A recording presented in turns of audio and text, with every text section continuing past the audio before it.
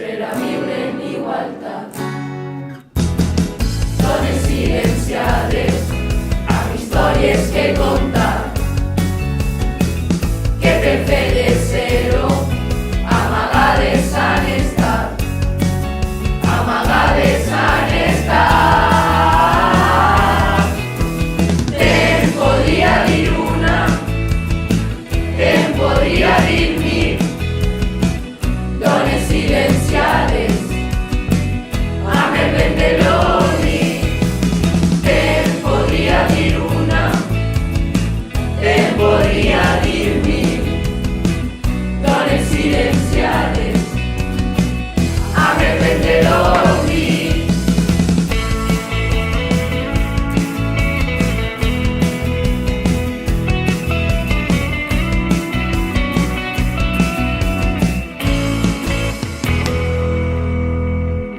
Des del principi han tingut complicacions i això no ha influït en les seues grans accions. No importa el gènere, el que importa és el talent. Com l'aire que respires, com un llibre d'argument, com un llibre d'argument. Te'n podria dir una, te'n podria dir mil, dones silenciades amb el vent de l'oblit. Te'n podria dir una, te'n podria dir mil, dones silenciades amb el vent de l'oblit.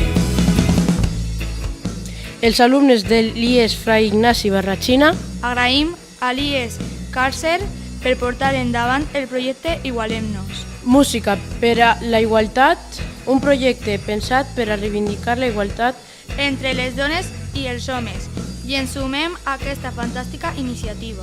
i així mateix animem a tota la gent a unir-se a aquesta fantàstica causa. Amunt! Te'n podria dir una, te'n podria dir mil, dones silenciades amb el vent de l'oblit.